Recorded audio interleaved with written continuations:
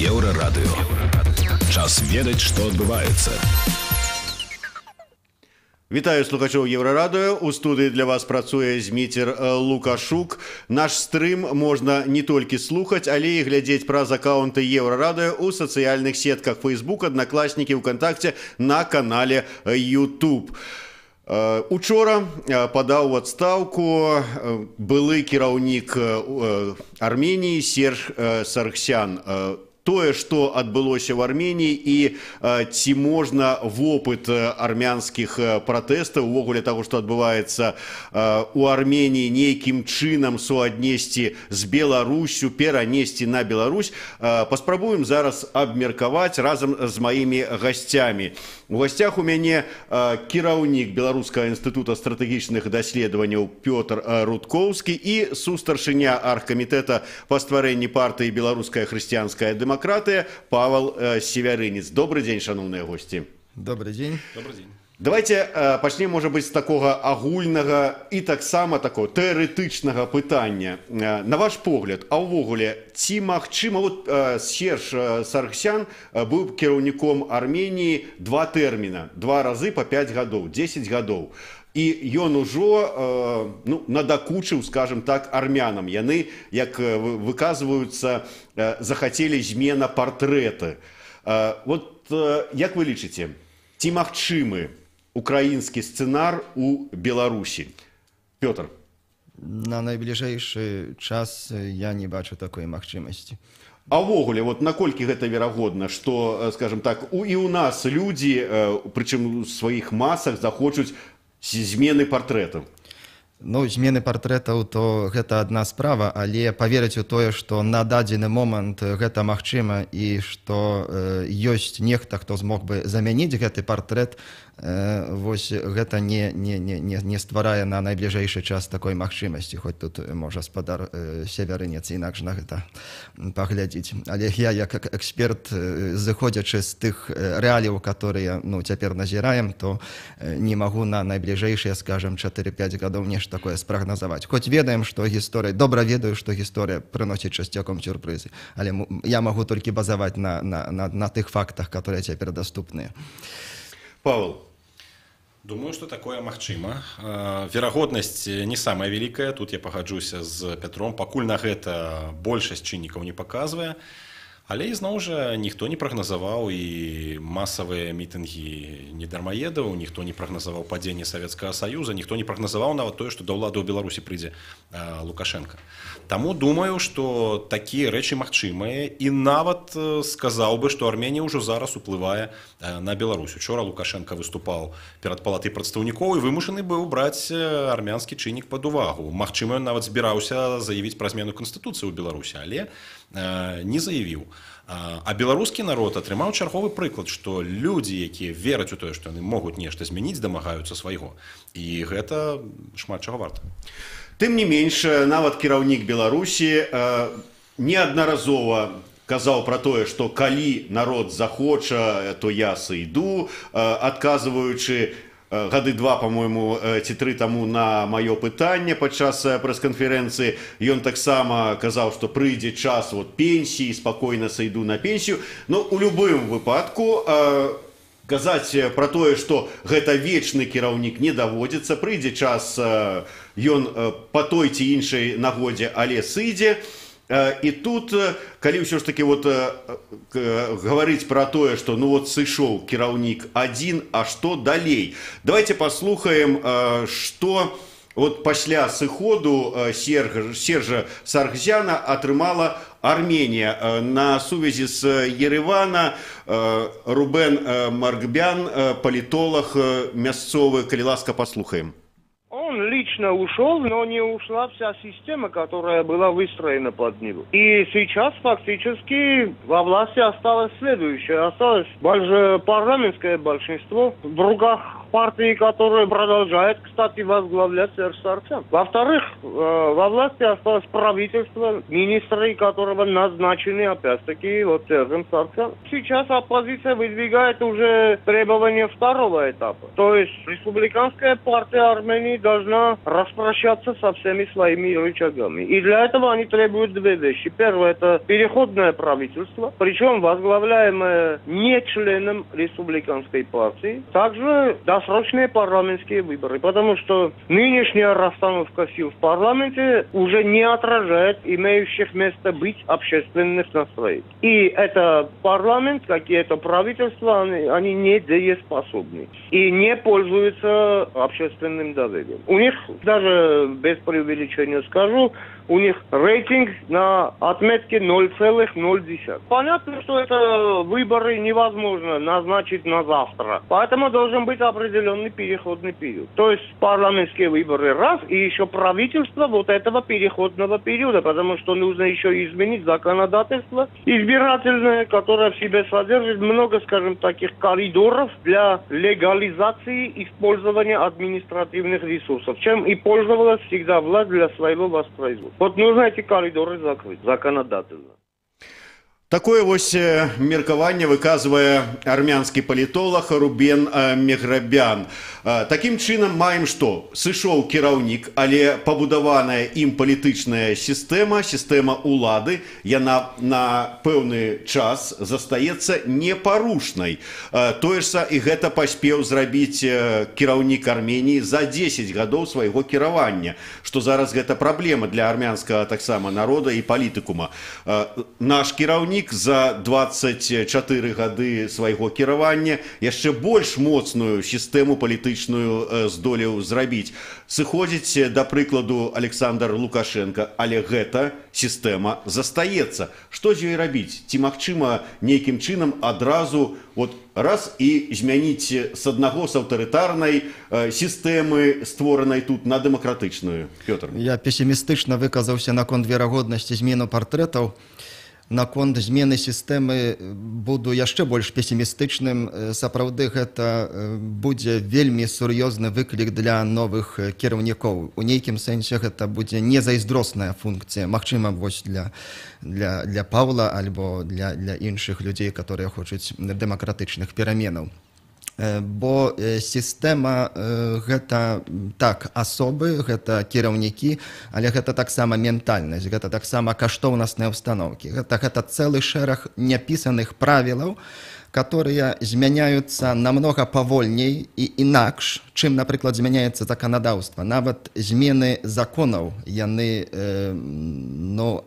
не шмат што вырашаюць. Вельмі шмат што вырашаюць менавіта тое, што адбываецца ў галовах людзей, скажам. Ну і тут можа паўстаць такая версія, што папросту кадры замяніць, але гэта будзе спараджаць маральныя выклікі, арганізацыйныя выклікі, гэта ажыццявіць змену кадраў, тым больш знайсці адпаведныя кадры, которые павысяць верагоднасць таго, што сістэмныя змены адбудуцца, гэта вельмі складана. Хутчэй за ўсё, значная частка бюракратыі застанецца, а гэта азначае, што цэлы шэраг каштоўнасных установак таксама застанецца. Тым не менш, я веру ў змены, але павольныя.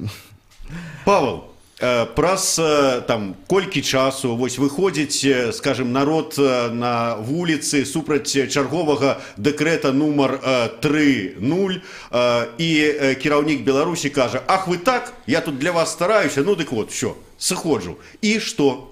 Што вы прапануеце? Апозіцыя здольная нешта зрабіць? Апозіцыя, канешне, прапануе часовы ўрад і парламенцкія выбары, вольныя парламенцкія выбары, тое ж самае, што прапанавала і апозіцыя ў Арменіі. Але тут ёсць пэўная розніца. Глядзіце, у Арменіі сышоў кіраўнік, які меў такую тэндэнцыю да аўтарытарызму, але засталася ягоная партыя. У Лукашэнкі партыі няма. Вся сістэма Лукашэнкі... У яго ёсць яшчэ некалькі гадоў, каб Белую Русь зрабіць партыяй. Магчыма, але пакуль гэта не так. Некалькі разоў спрабавалі, але быў дадзены адбой. І ў гэтай сітуацыі ўсё заточваецца асабіста на Лукашэнку. Калі в Беларусі сыходзіць Лукашенка, вось тут уже можа пасыпацца ўся сістэма як картачны домік. Пры гэтым структуры, створаныя Лукашенко, могуць служыць як Пуціну, так і можа быць нават камусьці з дэмакратычных палітыкаў альбо палітыку-авантурысту, які заменіць Лукашэнку. Таму, канешне, задачай дэмакратычных сілаў будзе, наколькі это магчыма, рашуча, хутка правесці сапраўдныя выбары і закласці абсалютна іншую маральную сістэму. То есть мэтай апазіцыі в Беларусі, на мой погляд, павінна быць вельмі хуткая, імклівая маральная рэвалюцыя. Калі зараз норма это хлусіць, норма гэта красці, норма гэта баяцца і палохаць іншых, то мы павінны закласці еўрапейскую сістэму, закон гэта норма, норма казаць праўду, норма быць вольнымі, норма гэта самакіраванне.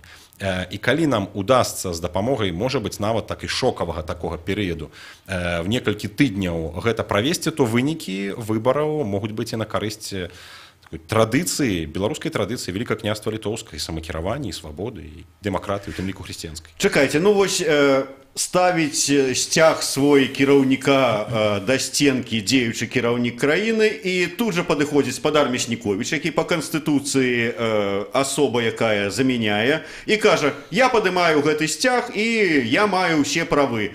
Хто не згодны, калі ласка, вон у нас АМАП нагатове. АМАП-то нагатове, але калі Лукашенко сыходзіць, паверце, 300 000 беларусаў будуць стаяць на Кастрычніцкай плошчы тым жа вечарам. І з гэтым ужо Лукашенко мог бы што-небудзь зрабіць, а таварыш Мясніковіч не зможа. Просто псіхалагічна, паверце. І АМАП не зможа нічога зрабіць з 300 000. Падымае сцяг, добра, старшыня Савета бяспекі альбо старшыня камітэта дзяржбяспекі, Вакульчык скажа: я тоже хочу паруліць. І ну, тут мы і паглядзім. Я думаю, што ні ў кожнага, ні ў воднага з іх няма сілаў супраць 300 000 беларусаў. Нават у Лукашэнкі я сумнеюся, што пацягне ён, калі такая колькасць людзей выйдзе. А што тычыць астатніх, Лукашенко ім не дае праявіцца і загартавацца. Яны не маюць шансаў нават у дэмакратычных дэбатах, у палеміцы, па тэлевізіі з большасцю видных дэмакратычных палітыкаў. Пётр, вы верыце вот у словы Павла, пачынаючы ад 300 000 на плошчы імгненна, якія з'яўляюцца, і да таго, скажем, беларуская апазіцыя не можа нават усе выбарчыя участкі закрыць кандыдатамі альбо назіральнікамі. І тут у іх з'явяцца сілы на тое, каб узяць пад сваю, так бы мовіць, ну я не ведаю, крыло, скажем так, ці пад сваю уладу усе мясцовыя уладныя структуры, там выканкамы, райвыканкамы і гэтак далей. Ну, калі ўзяць вось прапанаваны ваш гэты сцэнар, што Лукашенко сапраўды сыходзіць, цалкам веру ў тое, што адбылася б такая масавая дэманстрацыя. Ну, не ведаю, можа 300 000. Тут буду трошки таким больш стрыманым, скажем, 50-150 000, гэта цалкам магчыма. Але ці гэта прывядзе да сістэмных зменаў, тут маю сур'ёзныя сумневы. Ну, тут, можа, зноў жа звернемся да гісторыі на працягу. Один амерыканскі даследчы цэнтр Foreign Policy правёў даследаванне за увесь постваенны перыяд. І там прааналізаваў сітуацыю сыходу 89 аўтарытарных кіраўнікоў. У пераважнай большасці выпадкаў 92% сістэма засталася амаль тая самая, ну, з касметычнымі, магчыма, зменамі часам. Але у 92% выпадкаў сістэма ператрывала сыход аўтарытарнага кіраўніка.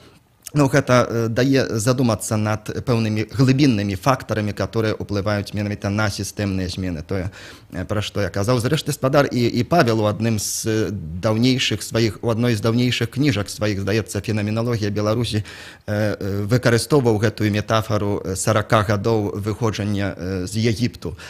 Я перарвусь на невялічкую паузу. Зараз кароткі выпуск навінаў. Мы вернемся ў студыю праз 3 хвіліны. З вами Зміцер Лукашук, Пётр Рудкоўскі і Павел Севярынец.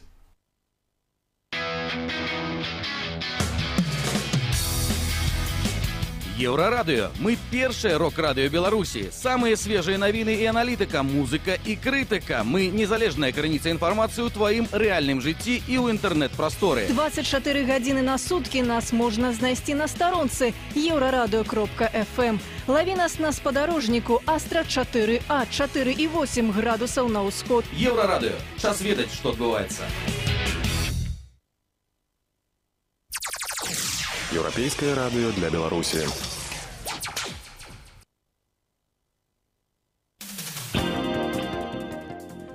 Вітаю на Еўрарадыё выпуск навінаў у студыі Святлана Адзінец. Каротка пра асноўныя падзеі. У рэйтынгу свабоды слова Беларусь апусцілася на 155-е месца і знаходзіцца цяпер побач з афрыканскім Свазілендам. Міжнародная праваабарончая арганізацыя «Рэпарцёры без межаў» апублікавала абноўлены варыянт свайго дакладу. На першым месцы Нарвегія, на апошнім Паўночная Карэя. Індэкс свабоды прэсы адлюстроўвае ступень свабоды, якой карыстаюцца ў 180 краінах свету. Журналісты, таксама складальнікі, прааналізавалі захады ўладаў па забеспячэнні выканання прынцыпаў свабоды слова. З мінулага году нашая краіна апусцілася яшчэ на 2 пазіцыі і знаходзіцца сярод тых краінаў, дзе свабода прэсы цалкам не забяспечаная, прэса не свабодная. 5 беларускіх прадпрыемстваў ад 25 красавіка атрымалі доступ на кітайскі рынак. Пра гэта паведаміў беларускі амбасадар у гэтай краіне Кірыл Руды. Гэта прадпрыемствы агракамбінат Дзяржынскі, група кампаній «Сырвалюкс», птушкафабрыка «Дружба», Смалявічы бройлеры, Віцебская бройлерная птушкафабрыка. Яны будуць пастаўляць птушынае мяса. Ужо ў траўні пачынаюцца пастаўкі. Калі 30 беларускіх кампаній аштрафавалі за неліцэнзійнае праграмнае забеспячэнне Microsoft. Самы буйны штраф 2500 рублёў. Пра гэта паведаміла юрыдычная кансультантка Microsoft у Беларусі Тацяна Ігнатоўская.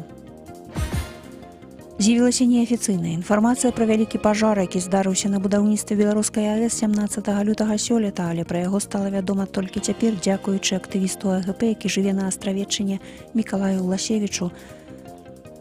Меркуецца, адбыліся нейкія непаладкі сістэмы, і агонь цалкам знішчыў электрашчытавую даволі вялікае памяшканне.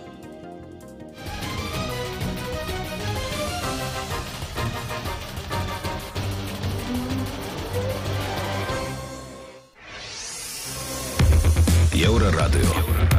Час ведаць, што адбываецца. Вітаю слухачоў Еўрарадыё. У студыі для вас працуе Зміцер Лукашук, і наш стрым можна глядзець праз аккаунты Еўрарадыё ў сацыяльных сетках Facebook, Аднакласнікі, ВКонтакце, на канале YouTube. Мае сённяшнія госці — кіраўнік Беларускага інстытута стратэгічных даследаванняў Пётр Рудкоўскі і сустарчыня аргкамітэта па стварэнні партыі «Беларуская хрысціянская дэмакратыя» Павел Севярынец. Абмяркоўваем падзеі ў Арменіі, а дакладней тое, ці магчымы такі варыянт змены ўлады ў Беларусі. На гэты конт да нас ужо прыйшоў адзін каментар. Не пытанне, а менавіта каментар. Валерый Бычковскі піша: рэжым Лукашэнкі будзе сядзець пры ўладзе да тых пор, да якіх наш народ разам са сваімі незадаволенасцямі будзе чакаць змора пагоды. Цярпець і сядзець па кухнях, а не стаяць на плошчах. На жаль, наш народ больш за ўсё любіць менавіта цярпець і чакаць. Такое меркаванне таксама прысутнічае і мае права на жыццё, і мы сапраўды былі сведкамі не раз такой сітуацыі, калі беларусы вырашылі пасядзець і пачакаць. Мая хата з краю, вядомая беларуская прымаўка. Тым не менш, сітуацыя тое, што, скажем, дзеючы кіраўнік краіны сыходзіць са сваёй пасады, і што далей мы гэта маем. Скажем, тая ж самая Арменія мае даволі цесныя стасункі з Расіяй. Дзіўным чынам Расія ніяк не адрэагавала на вулічныя пратэсты ў Ерэване і на сыход Сержа Саргсяна. А як вы лічыце, якая будзе рэакцыя Крымля, Масквы, Расіі увогуле на рашэнне, скажем, кіраўніка Беларусі пайсці ў адстаўку? Пётр. Вельмі цікавае пытанне. Тут, канешне, залежыць ад таго, калі гэта станецца, якая канфігурацыя палітычных сілаў будзе. На дадзены момант такой яскравай прарасійскай фігуры, здаецца, што няма. Канешне, яны там дзесьці ў кулуарах прысутнічаюць, але няма. Тут таксама вельмі шмат невядомых для Расіі было б. У адрозненне ад сітуацыі ў Арменіі. Тут ці гэта будзе Саргсян, ці Пашынян, то тут палітыка ў стасунку да Расіі сутнасна не зменіцца. Вось тут рэаліі зусім іншыя. У выпадку Беларусі, хутчэй за ўсё, вельмі шмат было пытальнікаў перад Крамлём. Думаю, што Расія паводзіла б сябе больш актыўна тут. Павел, мы не раз чули выказывание про то, что Александр Лукашенко является гарантом незалежности Беларуси. Буквально днями з'явился такая интервью у ці развагі у газеты «Рэч Паспалітая» аднаго з польскіх экспертаў, які выказвае меркаванне, што ў выпадку адыходу Александра Лукашенко ад улады ёсць вялікая пагроза на паглынанне Беларусі Расіяй. Ваше меркаванне, вот ёсць, вы бачыце гэтую небяспеку пры такой вось змене улады? Насамрэч, Лукашенко забяспечвае стратэгічныя інтарэсы Расіі ў Беларусі. То ў першую чаргу вайсковыя інтарэсы, геапалітычныя, эканамічныя. Я думаю, што тут, калі б Лукашенко быў непрымальнай для Расіі фігурай, яго бы за 24 гады памянялі некалькі разоў. Таму мы перабольшваем значэнне рыторыкі, якой карыстаецца Лукашенко, недаацэньваем плады ягонага кіравання. Падманваюцца нашы еўрапейскія партнёры, якія лічаць, што Лукашенку можна перарабіць. Это чалавек, які ментальна звязаны з Савецкім Саюзам, з Расіяй, які марыў сесці ў Крамлі. Таму мне здаецца, што насамрэч праблема не ў тым, што нельга сыходзіць Лукашенку, бо ён тут гарант незалежнасці. На мой погляд, ён гарант сваёй асабістай улады. Ёсць магчымасць для яго стаць гарантам незалежнасці, але для гэтага трэба абараняць беларускія нацыянальныя інтарэсы, трэба не нішчыць беларускую інтэлігенцыю, беларускую мову, зрабіць за 24 гады хоць адзін беларускамоўны універсітэт у Беларусі і так далей. Канешне, рэакцыя Расіі на замену Лукашэнкі на больш праеўрапейская палітыка будзе гістэрычнай. То есть это вельмі небяспечная рэч. Я думаю, што тут прыйдуць у рух там і адпаведныя арміі і дывізіі. Это будзе выклік як беларускаму народу, так і заходняй супольнасці. Але Захад зараз значна больш гатовы да расійскай агрэсіі, чым гэта было ў 2014 годзе у дачыненні да Ўкраіны. Таму мне здаецца, што зараз шансы ёсць. Шансы ёсць нават на хуткую змену ўлады і на хуткую замену Лукашэнкі. Праблема ў нас саміх, праблема в апазіцыі, таму што зараз, на жаль, апазіцыя пакуль не гатова браць уладу ў Беларусі. Вот мы казали з вами, хто гатовы замяніць людзей ў райвыканкамах, 60 тысяч чыноўнікаў у Беларусі. В беларускай апазіцыі нават 20 тысяч чалавек, которые гатовы замяніць гэтых чыноўнікаў, няма. І нам гэты пласт яшчэ трэба падняць, нам яшчэ трэба падрыхтавацца, нам яшчэ патрэбна адзінства. Я уже не кажу про ўзровень людзей, ну, у тым сэнсе, ну, ёсць хорошы чалавек, но это не означае, што ён будзе добрым кіраўніком. Безумоўна, безумоўна. То есть нам патрэбна 20 тысяч сумленных прафесіяналаў, і зараз уже іх трэба шукаць. Вот хрысціянскія дэмакраты маюць адказ. То есть мы пойдзем у церквы, мы пойдзем у гэтыя сумленныя супольнасці, і мы пастараемся іх рэкрутаваць максімальна хутка. Але таксама можа не хапіць. І тут трэба дзейнічаць разам. А як дзейнічаць разам, калі ў нас пакуль няма адзінства нават у пытанні, як адсвяткаваць 25 сакавіка. І таму тут выклік апазіцыі, выклік нам. Калі мы будзем гатовыя ўзяць адказнасць за Беларусь, Бог нам гэтую краіну дасць. Ёсць такое геапалітычнае падабенства Арменіі і Беларусі. Я маю на ўвазе, што мы абодва з'яўляемся сябрамі Еўразійскага эканамічнага саюзу. Мы маем даволі нізкага ўзроўня стасункі з Еўрапейскім саюзам, хоць у Арменіі большыя, чым у Беларусі. Мы маем шчыльныя сувязі наўпрост з Расіяй. Рубен Меграбян зараз адкажа на маё пытанне, якіх вот таких вот знешнепалітычных зменаў можна чакаць падчас зменаў улады ў Армении. Армяно-российские отношения носят ненормальный характер, и определенная инвентаризация произойдет без таких резких движений, которые будут содержать в себе риски. Во всяком случае, самым неразумным было бы, скажем, вражда с Россией. Да, нам вражды не нужны, нужны дружеские, нормальные отношения на горизонтальной плоскости, на взаимовыгодной основе. Насколько вероятно, что может быть заявлено о смене геополитического выбора? Ну вот как, например, в Украине произошло. Вы знаете, сейчас время такое, что делать резких движений и ставить страну в ситуацию геополитических рисков, это было бы просто авантюра. У нас нет такого ресурса, мы не можем позволить себе такую роскошь. Поэтому все должно быть на основе здравого смысла. Но инвентаризация, конечно, будет. На мой взгляд, это мое субъективное мнение, Армения будет продолжать придерживаться своих международных обязательств, но будет проводить инвентаризацию этих отношений, в частности, касательно Евразийского союза. Эти отношения не могут носить характер улицы с односторонним движением. Мы должны понимать, в чем наша выгода. Я понимаю так, что новая власть должна работать в режиме широкого диалога с Российской Федерацией. Причем в такой вот дружеской, деловой обстановке. Такое вось меркаванне, нягледзячы на тое, што Арменія нібыта была бы не супраць зрабіць крок у бок Еўропы, Еўрапейскага саюза, інтэграцыі больш паглыбленай з Еўрапейскім саюзам, тым не менш тое, у якіх умовах яна існуе, накладвае пэўныя абмежаванні.